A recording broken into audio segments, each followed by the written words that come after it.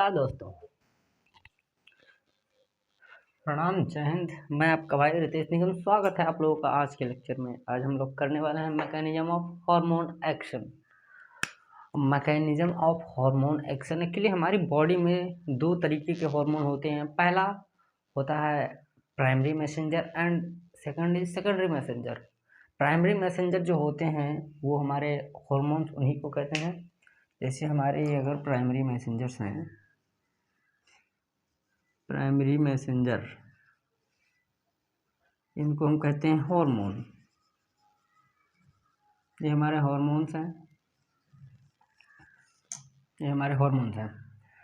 अब जो हमारे प्राइमरी मैसेंजर हैं ये हो सकते हैं lipid soluble and it may be water soluble. जो लिपिड सॉल्यूबल होते हैं, जैसे कि अगर ये लिपिड सॉल्यूबल हैं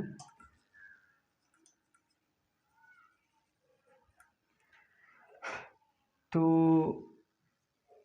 ये लिपिड को आसानी से क्रॉस कर जाएंगे। लिपिड जैसे मेम्ब्रेन्स जो होती हैं वो लिपिड की बनी हुई होती हैं, तो लिपिड को आराम से ये क्रॉस कर जाएंगे, जिससे कि ये सेल के अंदर अपना वर्क कर सकते हैं, अपना फंक्शन कर सकते हैं। लिपिड सॉल्यूबल कौन से हार्मोन हो सकते हैं?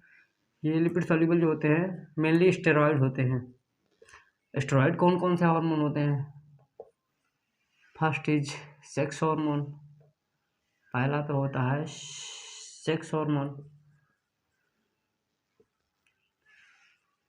और दूसरा होता है एड्रिनल कॉर्टेक्स जो कि रिलीज करता है स्टेरॉइड। एंड लिपिड सॉल्यूबल एक और होता है थायरॉक्सिन T3 और T4, लेकिन वो स्टेरॉइड नहीं होता, ये होता है thyroxine. It is known and exist in the form of T3 and T4। ये लिपिड सॉल्यूबल है तो ये आसानी से लिपिड की मेम्ब्रेन को क्रॉस कर जाएगा, अपना फंक्शन कर सकता है सेल के अंदर जाके। एंड अगर ये वाटर सॉल्यूबल हुआ तो लिपिड मेम्ब्रेन को क्रॉस करने के लिए इसको सेकेंडरी मैसेंजर की जरूरत पड़ेगी। वाटर सॉल्यूबल कौन हो सकते हैं? पेप्टाइड, अमीनो एसिड,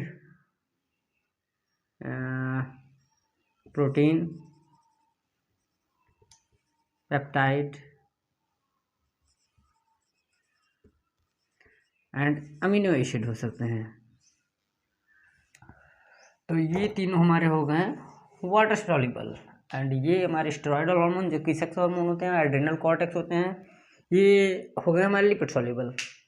तो अगर स्टेरॉइडल हार्मोन है ये लिपिड मेम्ब्रेन को क्रॉस कर सकते हैं। मान लीजिए ये अगर लिपिड मेम्ब्रेन है, ये हमारा है लिपिड मेम्ब्रेन, इसको मान लेते हैं लिपिड मेम्ब्रेन।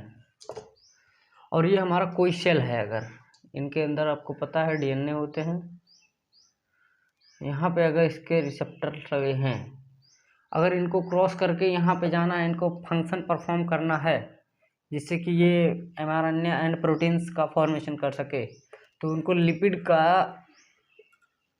मेम्ब्रेन क्रॉस करके जाना पड़ेगा। और ये डायरेक्ट सेल के अंदर बाउंड करते हैं। इसको हम लोग कहते हैं इंट्रासेलुलर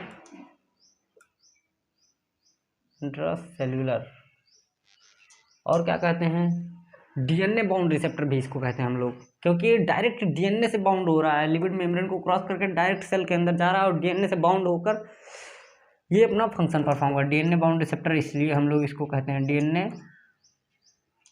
बाउंड रिसेप्टर। सेम वैसे ही हमारा होता है वाटर सोल्यूबल, लेकिन ये इसके लिए सेकेंडरी मैसेंजर की आवश्यकता पड़ती है। ये है हमारा सेकेंडरी मैसेंजर। सेकेंडरी मैसेंजर जो है एक्स्ट्रा सेलुलर होता है, मेम्ब्रेन बाउंड रिसेप्टर होता है, क्योंकि ये डायरेक्ट पहले लिपिड की मेम्ब्रेन से बाउंड करता है। आई होप आपको इतना समझ में आ गया होगा। मिलते हैं नेक्स्ट लेक्चर में। जय हिंद।